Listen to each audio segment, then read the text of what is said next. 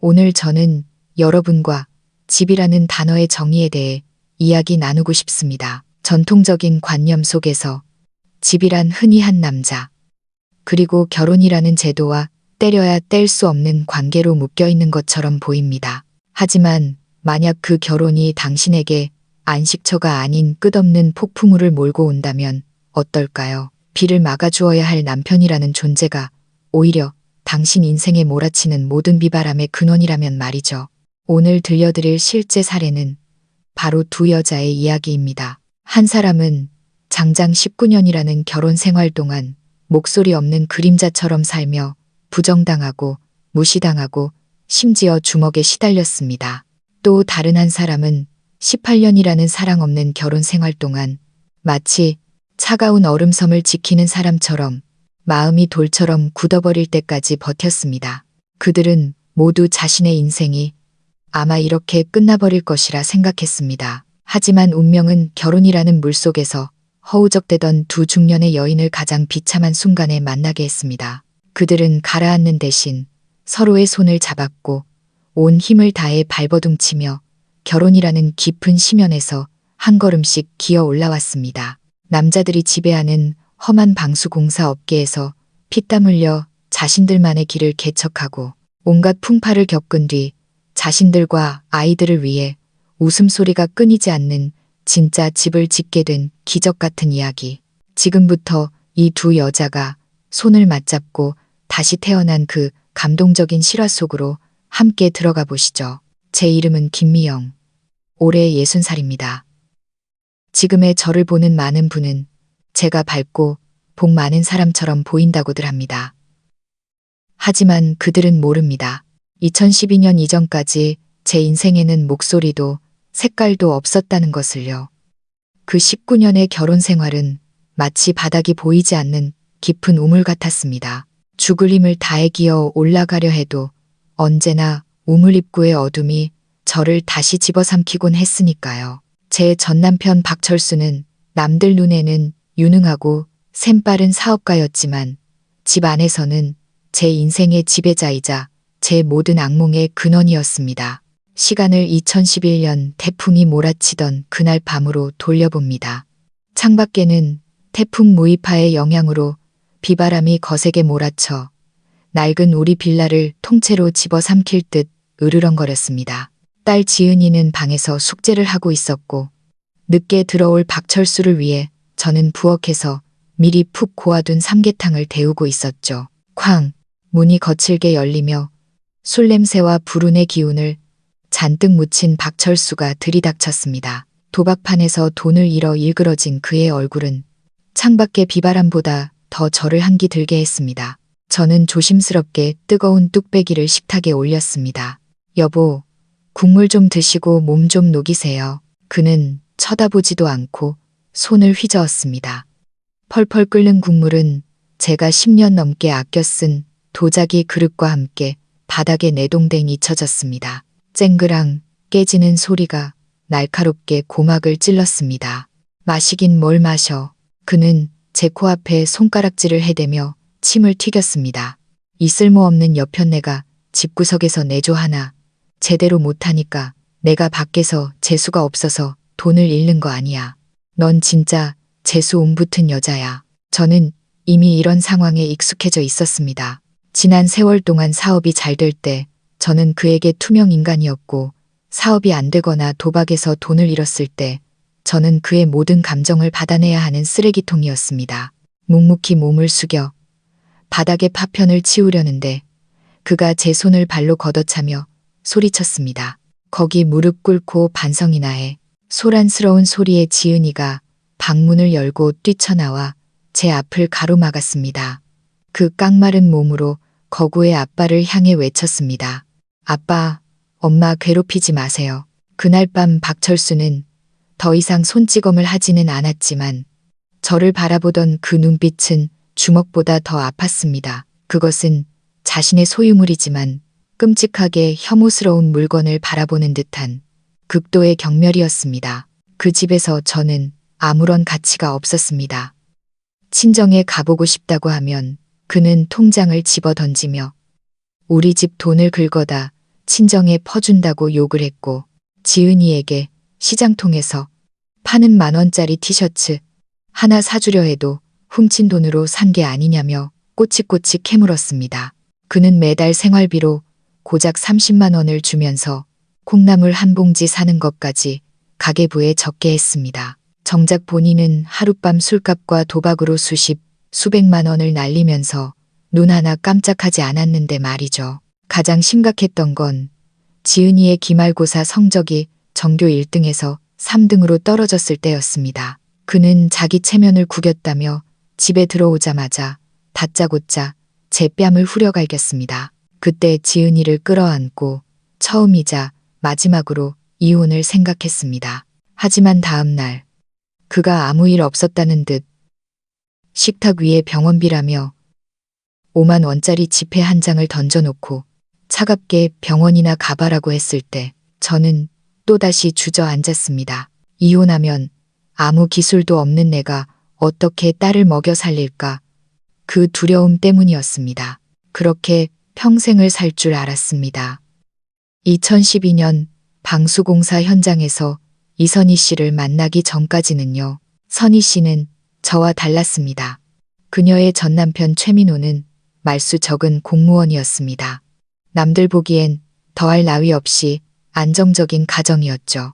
싸움도 폭력도 심지어 큰 소리 한 번 나는 법이 없었으니까요. 하지만 선희 씨만은 알고 있었습니다. 그곳이 사람을 산 채로 얼어 죽게 만드는 차가운 고독구도라는 것을요. 나중에 그녀가 말해주더군요. 18년의 결혼 생활 동안 남편과 나눈 대화가 하루에 10마디를 넘지 않았다고요. 내용은 늘 똑같았습니다. 밥 됐어. 나간다. 오늘 당직이야. 집안은 고인 물처럼 적막했습니다. 선희 씨가 열이 39도까지 올라 끙끙 앓아눕던 날, 최민호는 방문을 살짝 열고는 무심하게 야근 거실 서랍에 있어 한마디를 던지고 닫아버렸습니다. 그리고는 거실에서 뉴스 소리만 들려왔죠. 딸 소연이가 상장을 받아와도 고개만 까딱하며 그래 한마디뿐 시선은 텔레비전에서 떼지 않았습니다. 그는 나쁜 사람은 아니었습니다.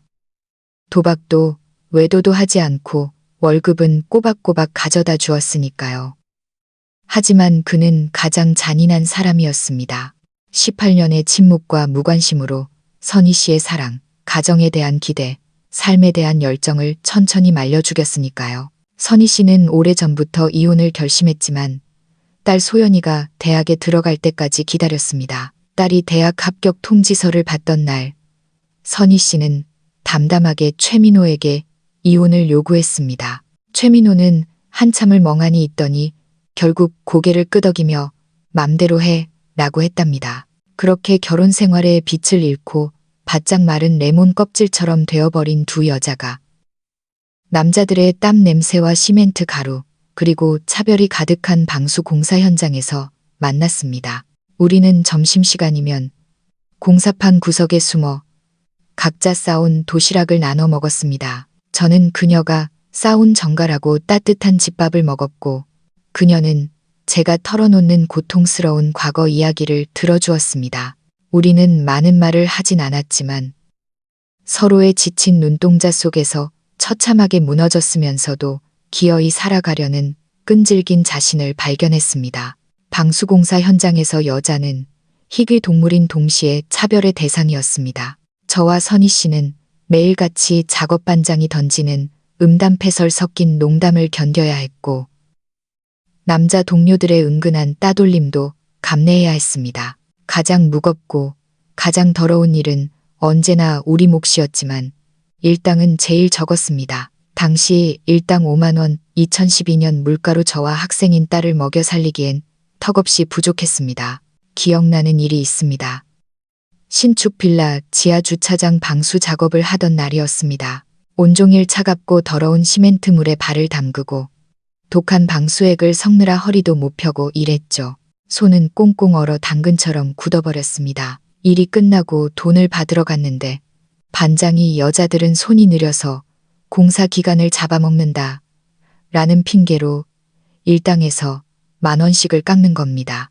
제가 항의하자 그는 저를 위아래로 훑어보더니 능글맞게 웃으며 말했습니다.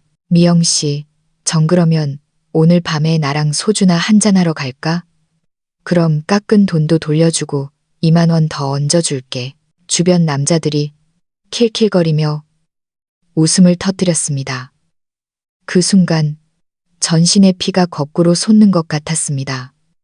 그 모욕감은 박철수의 주먹보다 더 참기 힘들었습니다. 그때 말없이 제 팔을 잡아 끈 건 선희 씨였습니다. 그녀는 반장을 향해 차갑게 그 돈 안 받겠습니다. 라고 말하고는 저를 끌고 그 역겨운 곳을 빠져나왔습니다. 돌아오는 길, 우리는 말 한마디 없었습니다. 그러다 어느 상가 처마 밑에서 갑자기 쏟아지는 소나기를 피하게 되었습니다. 굵은 빗방울이 바닥을 때리며 흙탕물을 튀기는 모습이 꼭 우리 인생 같았습니다. 저는 진흙과 화학약품으로 엉망이 된 우리의 장화를 내려다보며 가슴 속에서 억울함과 분노가 파도처럼 일렁이는 것을 느꼈습니다. 선희 씨, 제가 고개를 돌려 빗물에 젖은 그녀의 창백한 옆얼굴을 보며 떨리는 목소리로 말했습니다. 우리끼리 나와서 합시다. 선희 씨가 놀란 눈으로 저를 쳐다보았습니다. 우리끼리요? 네, 우리끼리요. 저는 힘주어 말했습니다. 제 눈에는 이전에 없던 불꽃이 타오르고 있었습니다. 우리가 저 남자들보다 못할 게 뭐예요? 솜씨는 우리가 더 꼼꼼하고 마음가짐도 더 단단해요. 왜 저런 인간들한테 짓밟히며 살아야 해요? 선희 씨는 신중한 사람이었습니다. 비루한 현실일지라도 변화보다는 안정을 택해왔던 그녀였으니까요. 그녀가 망설이며 물었습니다. 미영 씨, 하지만 우린 돈도 없고 인맥도 없잖아요. 어떻게 시작해요? 인맥은 나한테 있어요. 저는 가방 깊숙한 곳에서 땀에 젖어 쭈글쭈글해진 수첩 하나를 꺼냈습니다. 형형색색의 펜으로 지난 몇 년간 제가 현장에서 배운 모든 것을 기록한 비밀 노트였습니다. 어느 자재상이 방수 페인트를 제일 양심적으로 파는지, 어떤 우레탄이 온도 변화에 강한지, 그리고 제 솜씨를 칭찬해 주었던 고객들의 연락처까지. 난 선희 씨 솜씨 믿어요. 당신이 만든 반찬이 웬만한 식당보다 맛있는 것처럼 공사도 분명 누구보다 꼼꼼하게 할 거란 걸 알아요.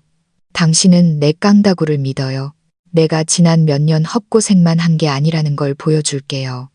딱 한 번만, 우리 딱 한 번만 해봐요. 저는 그녀의 손을 꽉 잡았습니다. 선희 씨, 우린 이미 우물 바닥이에요. 고개 들면 하늘밖에 없어요. 더 나빠질 게 뭐 있겠어요? 제 말이 선희 씨 가슴 속에 남아있던 결혼 생활로 꺼져가던 작은 불씨를 되살렸나 봅니다. 그녀는 제 수첩을 한참 동안 바라보더니 마침내 무겁게 고개를 끄덕였습니다. 창업의 첫 번째 난관은 역시 돈이었습니다. 저와 선희 씨는 쥐꼬리만 한 적금을 다 털고 제가 이혼할 때 받은 위자료 같지도 않은 푼돈까지 다 합쳐보았습니다. 다 끌어모아도 500만 원 남짓이었습니다. 우리의 목표는 짐을 실을 수 있는 중고 트럭 한 대와 성능 좋은 믹서기, 스프레이 건을 사는 것이었습니다. 계산해보니 최소 200만 원은 더 필요했습니다. 저는 염치불구하고 친정을 찾았습니다. 문을 열어준 건 올케 언니였습니다. 제 부탁을 듣자마자 그녀는 그럴 줄 알았다는 표정으로 비아냥거렸습니다. 아가씨, 내 말 좀 들어요. 이혼하고 애 딸린 처지에 얌전하게 식당 설거지나 하면서 입에 풀칠이나 하지 무슨 사장 노릇을 하겠다고 그래요. 이 돈 빌려주면 밑 빠진 독에 물 붓기지 우리가 땅 파서 장사해요? 오빠는 옆에서 꿀 먹은 벙어리처럼 한마디도 못하고 있었습니다. 저는 아무 말 없이 돌아섰습니다. 이혼 도장을 찍던 날부터 친정은 더 이상 내 집이 아니란 걸 알고 있었으니까요. 선희 씨도 전 남편 최민호에게 연락해 보았지만 전화기 너머로 들려오는 목소리는 여전히 얼음장 같았습니다. 그건 당신 사정이지. 이혼을 선택했으면 그 대가도 혼자 감당해야지. 우리가 절망에 빠져 있을 때 기적 같은 반전이 일어났습니다. 그날 밤 딸 지은이가 학교에서 돌아와 시무룩한 제 얼굴을 보고 무슨 일이냐고 물었습니다. 저는 걱정시키기 싫어 아무것도 아니라고 했죠. 그런데 한밤중에 지은이가 살며시 방문을 열고 들어오더니 묵직한 봉투 하나를 제 손에 쥐어주었습니다. 열어보니 200만 원이 든 통장과 현금이었습니다. 엄마, 어둠 속에서 들리는 지은이의 목소리는 작지만 단단했습니다. 이거 고등학교 때부터 방학마다 아르바이트해서 모은 돈이랑 친척들이 명절 때 준 용돈 모은 거야. 나중에 대학 등록금 모자라면 쓰려고 했는데 아이는 제 손을 꼭 잡았습니다. 엄마가 더 급하잖아. 걱정 말고 써. 난 엄마 믿어. 그리고 선희 아줌마도 믿어. 실패하면 어때? 내가 나중에 취직해서 엄마 먹여 살릴게. 그 순간 저는 딸을 끌어안고 펑펑 울었습니다. 그 200만 원은 제가 평생 받아본 돈 중 가장 무겁고 따뜻한 돈이었습니다. 그것은 단순한 창업 자금이 아니라 제 모든 용기이자 자존심이었습니다. 다음 날 저와 선희 씨는 그 돈으로 중고차 매매 단지에 가서 파란색이 좀 바랬지만 엔진 소리는 경운기처럼 우렁찬 중고 포터트럭 한 대를 샀습니다. 철물점에 들러 기본 공구들도 샀죠. 그리고 비가 오면 물이 새는 월세 싼 허름한 창고 겸 사무실 앞에서 선희 씨가 붉은 페인트로 셔터문에 6글자를 썼습니다. 자매 방수공사. 삐뚤빼뚤하지만 생명력 넘치는 글씨 위로 햇살이 비치는데 눈시울이 뜨거워졌습니다. 이날부터 우리 인생은 우리 손으로 다시 칠해 나가야 한다는 걸 알았으니까요. 자매 방수공사라는 이름은 그럴싸했지만 초창기 현실은 공사판 잡부 시절보다 더 혹독했습니다. 인맥도 입소문도 없는 우리의 낡은 트럭은 마치 길 잃은 파란 딱정벌레처럼 도시의 골목을 정처 없이 헤맸습니다. 홍보라고는 가장 원시적인 방법뿐이었죠.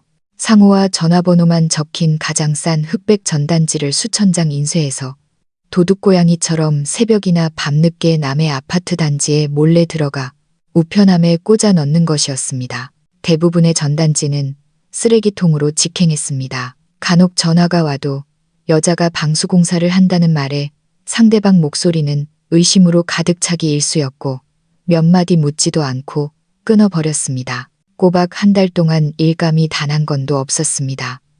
가져온 돈으로 창고 월세와 기름값을 내고 나니 통장은 바닥을 보이고 있었죠. 저와 선희 씨는 점심으로 만두 하나에 물배를 채우며 버텼습니다. 첫 번째 의뢰는 오래된 빌라 4층에 사시는 독거 할머니에게서 왔습니다.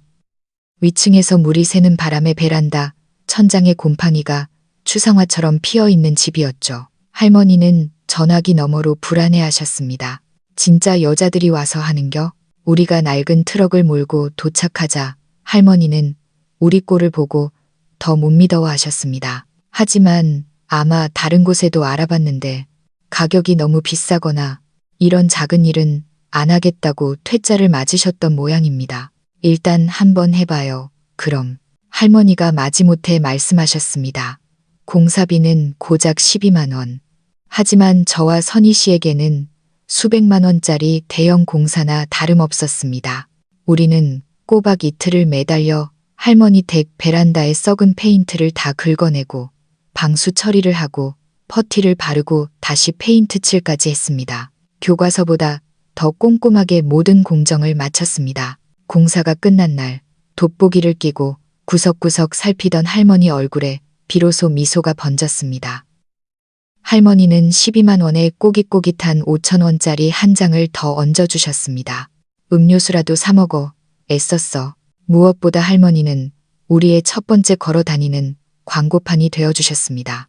동네 경로당에서 만나는 사람마다 저 골목에 그 여자 둘이 일도 야무지게 하고 사람도 참 착해 라며 칭찬을 하고 다니신 거죠. 덕분에 우리는 동네의 자잘한 일감들을 맡게 되었습니다. 창틀 누수, 화장실 곰팡이 제거, 베란다 방수, 비록 몸은 고되고 돈은 적었지만 통장에 찍히는 돈을 볼 때마다 우리는 땅을 딛고 서 있다는 실감을 했습니다. 하지만 우리의 작은 성공은 곧 누군가의 심기를 건드렸습니다. 이 구역에서 방수공사를 꽉 잡고 있던 강 씨라는 업자였습니다. 그는 인부 몇 명을 데리고 동네 일감을 독점하다시피 했죠. 예전부터 악명 높았던 사람이었습니다. 처음엔 여자 둘이 장난하는 줄 알고 무시하더니 자기 몫이라 생각했던 공사 몇 건을 우리가 따내자 본색을 드러냈습니다. 처음엔 가격 후려치기였습니다. 우리가 30만 원을 부르면 강 씨는 이윤도 안 남을 28만 원을 부르며 가로채 갔습니다. 그 다음엔 헛소문을 퍼뜨렸습니다. 그 여자들 기술도 없어서 방수층 다 엉망으로 해놔. 1년도 못 가서 물 다 셀걸? 싸구려 자재 쓰니까 그 가격이 나오지. 가장 악질적인 건 인신공격이었습니다. 그는 단골 식당이나 철물점에서 남자들에게 큰 소리로 떠벌렸습니다. 여편네들이 집에서 애나 보지 남의 밥그릇 뺏으러 나왔어. 혹시 알아? 집주인 남자 꼬셔서 어떻게 해보려는 건지. 낄낄. 그 더러운 말들은 독 묻은 화살처럼 우리 가슴에 박혔습니다. 선희 씨는 분해서 몸을 떨며 찾아가 따지려 했지만 제가 말렸습니다. 선희 씨, 참아요. 우리가 가서 싸우면 저 사람 뜻대로 되는 거예요.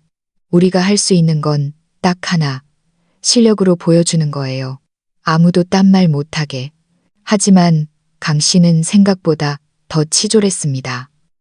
가장 결정적인 순간에 우리의 자재 공급줄을 끊어버린 겁니다. 어느 날 작은 공장 지붕 방수 공사라는 큰 건을 따냈는데 꼭 필요한 특수 방수 페인트가 동네 건재상 어디에도 없다는 겁니다. 사장들은 난처한 표정으로 핑계를 댔습니다. 재고가 떨어졌네. 창고가 물에 잠겨서 다 버렸네. 나중에 평소 친하게 지내던 젊은 점원이 몰래 귀띔해 주더군요. 강 사장님이 엄포를 놨어요. 누님들한테 물건 팔면 앞으로 자기랑 거래 끊겠다고요. 저희도 먹고 살려니 어쩔 수 없어요. 죄송해요. 청천벽력 같은 소식이었습니다.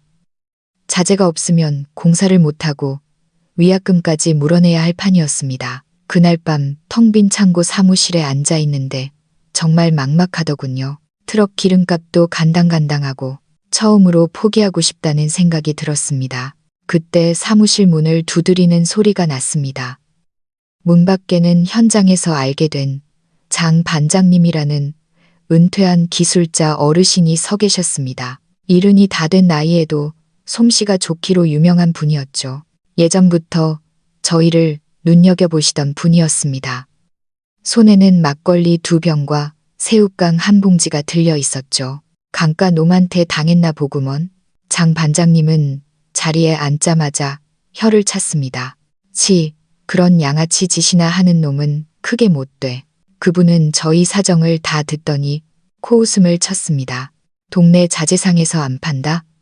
그럼 딴 동네 가서 사오면 되지. 뭐가 걱정이야? 내일 나랑 같이 가자. 다음 날 장 반장님은 당신의 트럭을 몰고 우리를 옆 도시에 있는 더 큰 자재 도매상으로 데려갔습니다. 그뿐만이 아니었습니다. 그분은 창고에 쌓인 신제품들을 가리키며 귀중한 수업을 해주셨습니다. 이거 봐. 이게 요즘 나오는 친환경 수용성 방수제야. 좀 비싸긴 해도 냄새도 안 나고 독성도 없어. 실내 공사할 때 딱이야. 그리고 이건 열 차단 페인트인데 이걸로 지붕 칠하면 여름에 실내 온도가 뚝 떨어져. 자네들은 여자니까 힘으로 하지 말고 이런 걸로 승부해. 더 좋은 재료, 더 섬세한 기술로 그 무식한 놈들이랑 차별화를 하란 말이야. 장 반장님의 말씀에 머리를 한 대 맞은 것 같았습니다. 우리는 자재 문제만 해결한 게 아니라 새로운 길을 발견한 겁니다. 강 씨와 가격 경쟁을 할 게 아니라 품질과 서비스로 승부해야 한다는 걸요. 저와 선희 씨는 서로를 마주보며 다시 한번 눈빛을 불태웠습니다. 그 시련은 우리를 무너뜨린 게 아니라 우리를 진짜 전문가의 길로 밀어 넣어준 셈이었습니다. 하지만 엎친 데 덮친 격이라더니 사업이 막 궤도에 오르려던 찰나 과거의 망령이 찾아왔습니다. 친환경, 단열 시공이라는 무기를 장착하고 꼼꼼한 시공으로 입소문이 나면서 우리 통장 잔고가 조금씩 늘어가던 때였습니다. 제 전남편 박철수가 피 냄새 맡은 상어처럼 나타난 겁니다. 어디서 주소를 알아냈는지 반질반질한 중고 그랜저를 몰고 사무실 앞에 나타났습니다. 김미영, 너 사장 됐다며. 뻔뻔하게 쳐다보는 그에게 제가 차갑게 물었습니다. 무슨 일이야? 무슨 일은 내 딸 지은이 내 핏줄 아니냐? 네가 데려갔으면 양육비라도 좀 내놔야 할 거 아니야? 나도 가끔 애 맛있는 것도 사주고 옷도 사입혀야지. 기가 막혀 말이 안 나왔습니다. 이혼할 때 양육비는커녕 빚만 안 넘기면 다행이었던 사람이 이제 와서 양육비를 달라고 하다니요. 돈 없어. 그리고 지은이는 내 딸이야. 당신이랑 상관없어. 상관이 왜 없어? 그는 피우던 담배를 바닥에 비벼 끄며 본색을 드러냈습니다. 너네 마누라였잖아. 내가 번 돈 당연히 내 몫도 있지. 돈 안 내놓으면 내가 여기 매일 와서 깽판 칠 줄 알아. 장사 잘 되나 보자. 그는 빈말이 아니었습니다. 매일같이 출근 도장을 찍으며 사무실 앞에 죽치고 앉아 있거나 심지어 공사 현장까지 쫓아왔습니다. 고객이 상담하러 오면 슬그머니 다가와서 사장님, 돈도 많이 버는데 오늘 술 한잔 사시죠. 하며 비아냥거렸습니다. 한 번은 고급 아파트 외벽 공사를 하는데 화단에 앉아 지나가는 주민들에게 저 여자가 내 마누란데 돈 좀 벌더니 조강지처, 아니 조강지부 버리고 도망갔다라고 고래고래 소리를 질렀습니다. 경찰을 불러도 가정사라며 흐지부지 돌아가기 일쑤였죠. 저는 미칠 지경이었습니다. 낮에는 일하고 밤에는 이 인간에게 시달리느라 내가 왜 창업을 했나 후회까지 들 정도였으니까요. 결국 사달이 났습니다. 비 오는 늦은 오후 지친 몸으로 사무실에 돌아왔는데 박철수가 술에 취해 문을 막고 섰습니다. 500만 원만 내놓으라고 억지를 부리더군요. 거절하자 그는 옛날 버릇대로 제 손목을 낚아채며 바닥으로 밀치려 했습니다. 그가 손을 치켜든 순간 저도 모르게 솟구치는 무언가가 있었습니다. 지난 세월의 서름, 딸의 얼굴, 그리고 옆에 있는 선희 씨가 주는 용기였을까요? 저는 예전처럼 눈을 감고 맞기를 기다리지 않았습니다. 옆에 있던 페인트 긁어내는 날카로운 스크래퍼 헤라를 집어들고 그에게 겨눴습니다. 제 눈빛은 아마 굶주린 짐승 같았을 겁니다. 박철수, 나 이제 예전에 맞고만 살던 김미영 아니야. 너 오늘 손끝 하나라도 대봐. 너 죽고 나 죽는 거야. 그때 선희 씨도 공구함에서 묵직한 망치를 꺼내 제 뒤에 섰습니다. 그녀의 눈빛도 저만큼이나 결연했습니다. 박철수는 기겁했습니다. 얌전한 고양이인 줄 알았던 여자들이 발톱을 세우고 달려들 줄은 몰랐던 거죠. 그는 찔끔하며 미친년들 하고 욕을 뱉더니 허겁지겁 도망쳤습니다. 그가 사라지자 저는 다리에 힘이 풀려 진흙 바닥에 주저앉아 엉엉 울었습니다. 선희 씨가 다가와 저를 꼭 안아주었습니다. 그날 이후로 저는 알았습니다. 박철수라는 남자가 더 이상 제 영혼을 지배할 수 없다는 것을요. 저는 19년 동안 저를 잠에던 공포라는 쇠사슬을 제 손으로 끊어낸 것입니다. 제 전쟁은 끝났지만 선희 씨의 전쟁은 이제 시작이었습니다. 전 남편 최민호는 훨씬 더 교묘하고 잔인한 방법으로 공격해왔습니다. 그는 공무원 사회에서 자기 전처가 노가다판에서 미장이 일을 한다는 소문을 듣고 체면이 구겨졌다고 생각했습니다. 그는 난동을 부리는 대신 선희 씨의 친정 부모님을 찾아가 압박했습니다. 반듯한 집안 망신시킨다. 딸 교육 어떻게 시켰냐? 라며 부모님 속을 뒤집어 놓았죠. 심지어 딸 소연이 학교에 가서 엄마가 공사판에서 일한다는 걸 알리겠다고 협박까지 했습니다. 딸의 미래를 볼모로 잡은 거죠. 그날 선희 씨는 퉁퉁 부은 눈으로 출근해서 제게 말했습니다. 미영 씨, 나 그만둘까 봐요. 그녀의 거칠어진 손과 지친 눈을 보며 가슴이 미어졌습니다. 하지만 저는 말리지 않았습니다. 대신 물었죠. 선희 씨, 지금 그만두면 최민호가 당신 다시 받아줄까요? 존중해줄까요? 소연이가 사실을 알면 엄마가 희생했다고 고마워할까요? 아니면 엄마의 나약함을 부끄러워할까요? 저는 그녀의 손을 잡고 눈을 맞췄습니다. 최민호가 원하는 건 당신 체면이 아니에요. 당신을 통제하고 싶은 거지.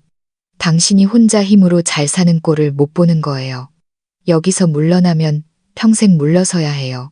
다시 그 얼음장 같은 집으로 돌아갈래요? 아니면 우리랑 같이 진짜 우리 집을 지을래요? 선희 씨는 한참을 침묵했습니다.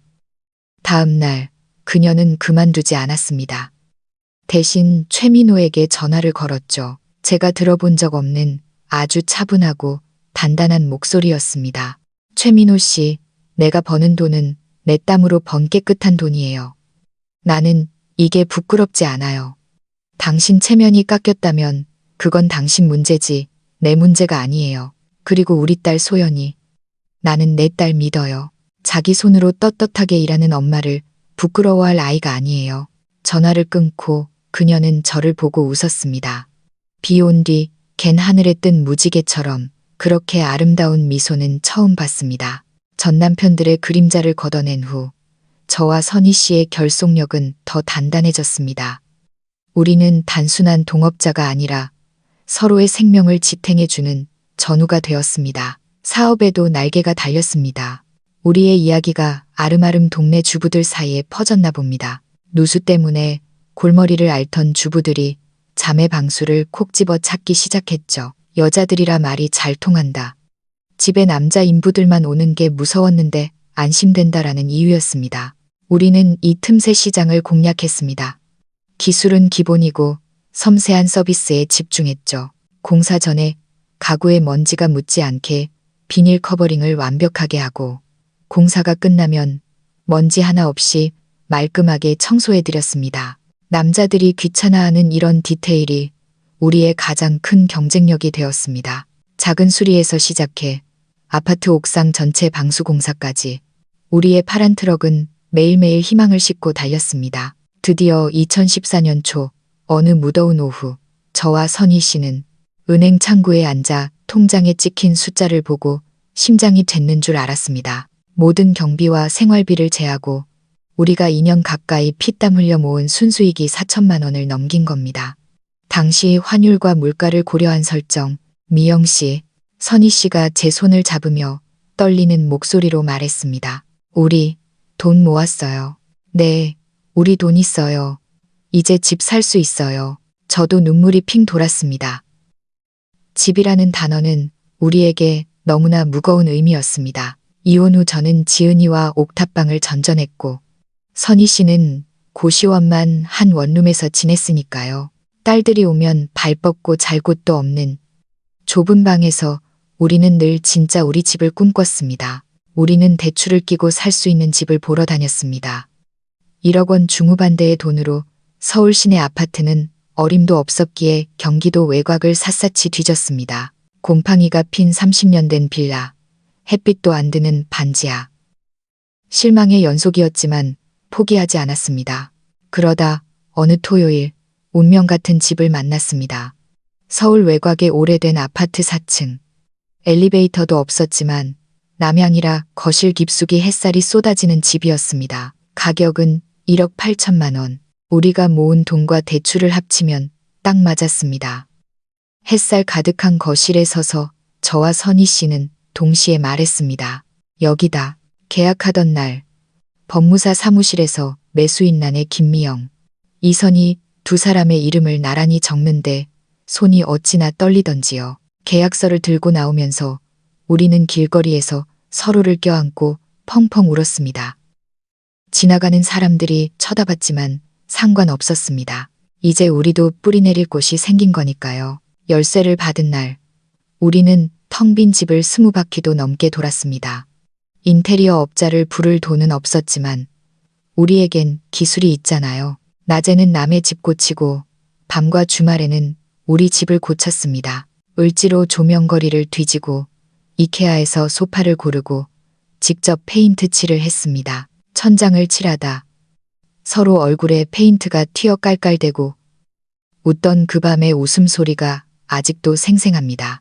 그렇게 완성된 집에서 우리는 새로운 삶을 시작했습니다. 남편은 없지만 남자가 할 일, 여자가 할 일 구분도 없는 평등하고 따뜻한 집. 선희 씨는 요리를 좋아해서 주방을 맡았고 저는 설거지와 청소를 도맡았습니다. 누가 시키지 않아도 서로 힘든 날엔 알아서 집안일을 챙기는 그런 배려가 넘치는 삶이었습니다. 우리는 그 집에서 참 많은 처음을 겪었습니다.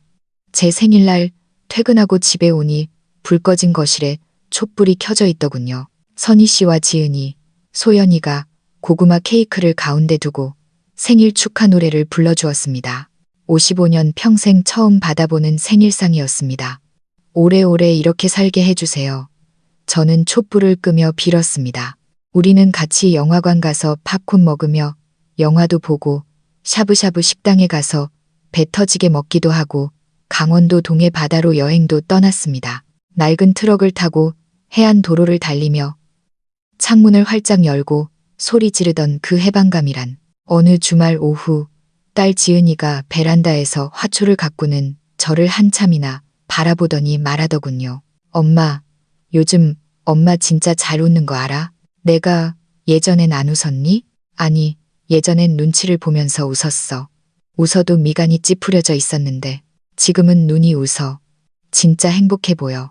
딸의 그 말이 가슴에 콕 박혔습니다.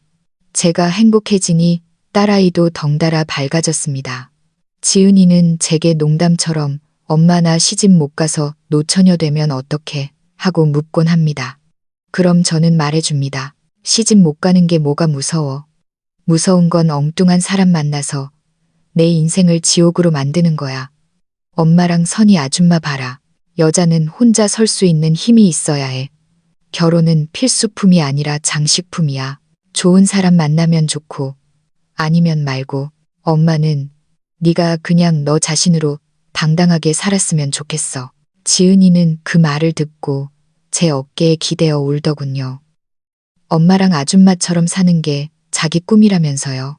이제 자매 방수는 지역에서 꽤 알아주는 업체가 되었습니다. 무리해서 일하지 않고 위험한 일은 젊은 기사님들을 써서 감독만 합니다. 전 남편들은 이제 우리의 삶에 아무런 영향도 주지 못하는 먼지가 되었습니다. 박철수는 다른 여자 만난다는 소문이 들리고 최민호는 여전히 공무원으로 살아가지만 가끔 딸을 통해 들려오는 소식에는 후회가 묻어 있다고 하더군요. 햇살 좋은 오후 저와 선희 씨는 베란다 윙체어에 앉아 차를 마시며 창밖을 내다봅니다. 평화로운 풍경 속에서 선희 씨가 묻습니다. 미영 씨, 우리 제일 힘들었던 시절은 이제 다 지나간 거겠죠? 저는 웃으며 고개를 저었습니다. 아니요. 제일 힘들었던 건 과거였어요. 우리가 참고 살았던 그 시절이요. 지금은 힘든 게 지나간 게 아니라 우리가 어떤 어려움도 이겨낼 만큼 강해진 거예요. 선희 씨도 환하게 웃습니다. 행복은 누가 주는 게 아니고 참는다고 오는 것도 아니었습니다. 진짜 집이란 혼인신고서나 남편이 있어야 만들어지는 게 아니었습니다. 서로 믿고 의지하는 두 사람이 따뜻한 밥 한 끼 나누고 눈치 보지 않고 크게 웃을 수 있는 곳. 그곳이 바로 진짜 집이었습니다. 저희는 어쩌면 인생의 길을 좀 돌아왔는지도 모릅니다. 하지만 늦지 않았습니다. 햇살은 따뜻하고 미래는 아직 많이 남았으니까요. 우리는 지금 진짜 우리 집으로 가는 길 위에 서 있습니다. 오늘 이야기는 여기까지입니다. 미영 씨와 선희 씨의 이야기가 여러분에게 어떤 울림을 주었나요? 왜 과거의 많은 여성은 불행한 결혼을 참고 살아야 했을까요? 그리고 진정한 가족의 의미란 무엇일까요? 여러분의 생각을 댓글로 남겨주세요. 여러분의 이야기가 또 다른 누군가에게 힘이 될 수 있습니다. 공감하셨다면 구독과 좋아요 부탁드립니다. 감사합니다.